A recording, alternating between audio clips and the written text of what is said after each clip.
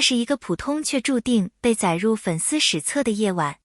灯光璀璨，镜头对准舞台中央。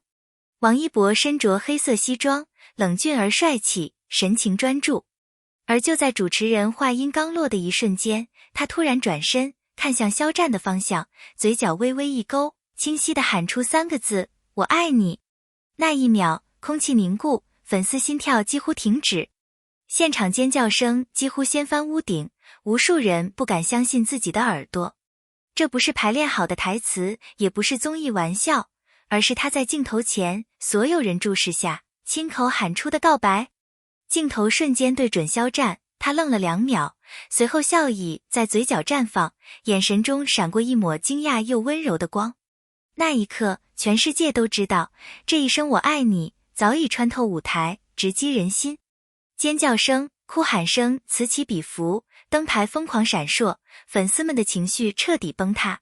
有人捂着嘴哭，有人高举手机，边颤抖边录下这史无前例的一幕。网络瞬间爆炸，直播平台的评论区在10秒内被刷屏，真的假的？王一博告白肖战，这是梦吗？救命啊，我磕疯了。这一刻，全场仿佛不是在看表演，而是在见证一段传奇的开始。每个镜头，每个表情都被粉丝截屏反复放大分析，连主持人都愣住几秒，随后只能苦笑着圆场，但所有人都知道，节目已经失控。这一声我爱你，不仅仅是3个字，而是引爆整个娱乐圈的导火索。事件发生后的10分钟内，微博服务器差点宕机。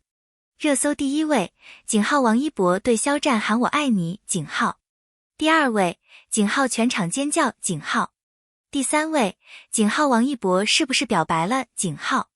粉丝疯狂转载，媒体账号、营销号、娱乐记者蜂拥而至，所有人都在问同一个问题，这是真的吗？是玩笑还是新生？短短1小时，阅读量破亿。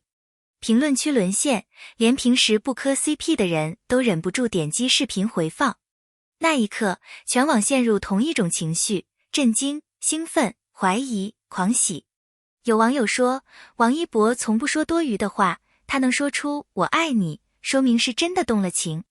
另一边，理智粉留言，也许只是综艺互动，但那眼神太真了。无论真相如何，这场告白风暴已经无法平息。有人截下那1秒的画面，王一博微抬下巴，眼神笃定，嘴角微微勾起。不是玩笑，也不是敷衍，那是一种坦然，甚至带点倔强的真诚。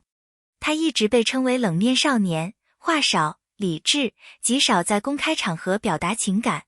但这一次，他完全打破了过去所有的设定。粉丝们说，他不是一时冲动，他是憋了很久。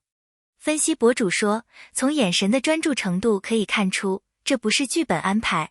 镜头下的王一博没有表演的痕迹，反而像是在完成一件早就想做的事，在无数人面前，对那个人说出最真诚的心声。当王一博喊出那3个字，肖战的反应成为全场焦点。他先是愣住，随后露出一个温柔又害羞的笑，嘴角微微动了动，似乎也在说些什么，但麦克风没收音。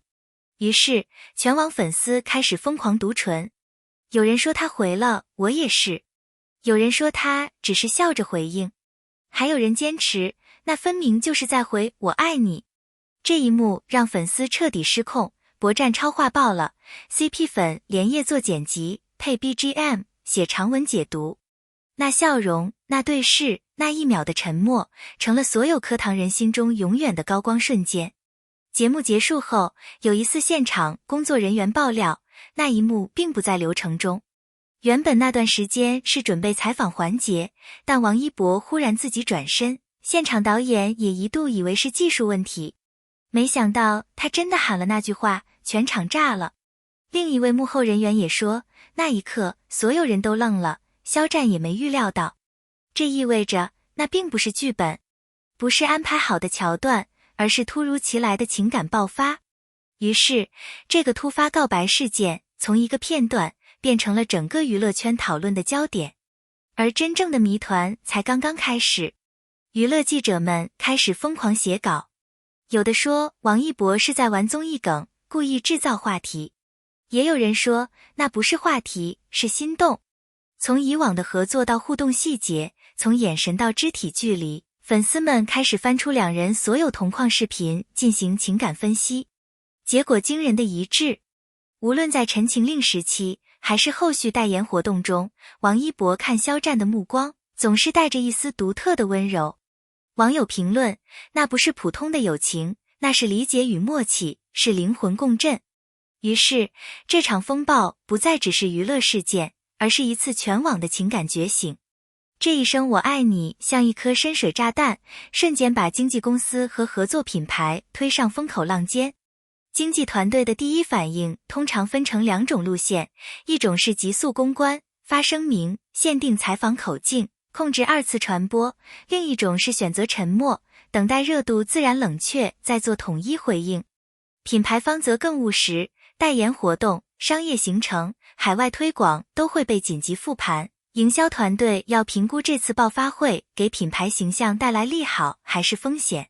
若两位艺人被视为牵手 CP， 某些消费品可能迎来流量红利，但代言的合约条款、形象使用权、商业拍摄计划也可能因此被重新谈判。与此同时，法律顾问也悄然介入，防止谣言扩散或恶意剪辑造成名誉损失。粉丝经济这一业内成了一场复杂的商业棋局，情感被转化为流量，品牌在舆论中寻求平衡，而幕后操盘手必须在保护艺人私人空间与维护商业价值之间做出艰难选择。社交平台是这场事件的燃料，短短数小时内，剪辑视频、表情包、恶搞段子、毒唇解析像病毒一样被二次创作并分发。粉丝群体内部出现明显分流，核心 CP 粉用情感解释一切，理智粉主张不轻信现场表象，反对派则趁机放大不确定性制造争议。算法放大效应让极端声音获得更多曝光，情绪化标题和极端评论更易触发平台推荐，形成回音式效应。海外粉圈也快速加入讨论，多语言的剪辑与字幕让事件跨国扩散，甚至衍生出跨文化的磕糖潮流。与此同时，部分理性媒体开始尝试冷静梳理事实，但在热搜面前，冷静往往显得孤独。社交媒体不只是传播工具，它成为了情感宣泄场、创作工厂和话题战场，任何一个剪辑角度都可能改变公众叙事的走向。面对全民注视，艺人的每一句话、每一次露面都被无限解读。沉默是一种选择，也是一种风险。沉默可以保护私人空间，但长期不回应会让谣言发酵，迅速回应又可能被解读为公关稿，削弱真实性。常见的回应策略包括发布简短感谢粉丝的话语，强调职业友情，或在私下通过粉丝会传达无损双方的解释。也有艺人选择在后续公开活动中用自然互动回应，一个眼神，一个拥抱，瞬间重塑话题色彩。经纪团队会提前设计话术包，并协调媒体采访节奏，以避免断层信息。对于深度磕 CP 的粉丝群体而言，任何模糊不清的回应都可能被放大为迹象，进而引发新一轮剪辑创作。因此，两位当事人的下一步并非只是个人抉择，而是决定公众叙事能否向理性回归的关键节点。在当代流行文化里，明星不仅是艺人，更是情感投射的媒介。公众习惯于在偶像身上寻找情感寄托，而公开表达爱意在东方文化语境中尤为稀有且被放大。比起西方更直接的亲密表达，中文语境里一句我爱你往往带着戏剧性与仪式感。粉丝之所以被深深触动，是因为这句话打破了职业角色的界限，把私人情感投射到公共舞台，满足了粉丝对真实关系的渴望。同时，这也反映了新时代粉圈生态，粉丝通过剪辑、写稿、二次创作参与叙事，将明星关系变成一种共享的情感体验。更深层次看，这种情绪爆发揭示了现代社会对真诚情感的稀缺感。当公众长期面对精心包装的形象时，任何未经修饰、看似自发的情感流露都会被视为稀世珍宝。于是，一句“我爱你”不仅仅是两个人的私语，而成为了